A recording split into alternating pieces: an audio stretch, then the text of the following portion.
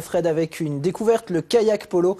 Et le moins que l'on puisse dire, c'est que la discipline est assez spectaculaire. Une discipline vraiment spectaculaire et que l'on redécouvre à chaque fois qu'on va la voir parce qu'elle a du mal un peu à se faire de la place. Le kayak polo, ça existe depuis plus de 30 ans. Et ce week-end, en Isère, avaient lieu des matchs de championnat national 4 sur le plan d'eau du Bois français. Tout le monde à l'eau avec Marie Michelier et Vincent Abran.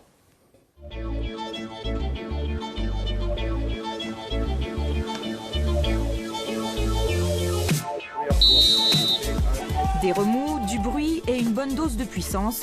Le kayak polo, une discipline à la croisée de plusieurs chemins. Du kayak, bien sûr, du water polo, parfois du handball ou du rugby. Un mix de glisse et de contact. On a beaucoup de propulsion à faire sur l'eau, on a beaucoup de traction, donc c'est vrai que c'est assez physique musculairement. Je pense qu'il faut surtout avoir un gros cerveau. Et il y a certains joueurs qui oublient plus ce gros cerveau et pensent plus à leurs gros bras.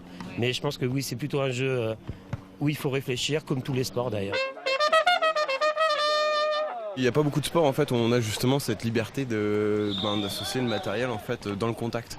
C'est souvent si c'est juste un sport de contact, en gros c'est juste soi et l'adversaire. Mais là c'est le principe d'une équipe en fait, c'est une équipe qui va au contact contre une autre équipe. 5 poloistes dans chaque camp pour une bataille intensive de 20 minutes, à la main ou à l'aide de la pagaie. Un jeu d'équilibre, d'esquive et de rapidité, du contact certes, mais avec un équipement adapté. Le kayak est protégé de mousse pour éviter de casser que ce soit les autres kayaks ou également quand on prend un coup dans les hanches. D'ailleurs même le gilet est renforcé à cet endroit-là pour protéger un peu les côtes. La grille après elle est faite pour protéger des coups de pelle dans les dents ou du ballon aussi. Et le dernier point il est sur la pagaie où on a 5 mm obligatoirement d'épaisseur pour ne pas couper les doigts. Car sur l'eau s'enchaînent éperonnage poussé ou politesse sous-marine.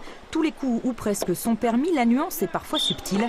Alors 4 arbitres veillent à ne pas trop laisser monter la température. Tout n'est pas permis quand même, mais ça peut un petit peu se rapprocher du rugby quand même. Il y a des contacts qui sont parfois assez rugueux, oui.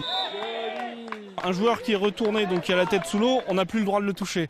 Donc, voilà, mais avant ça, à partir du moment où il a le ballon, tant pis pour lui.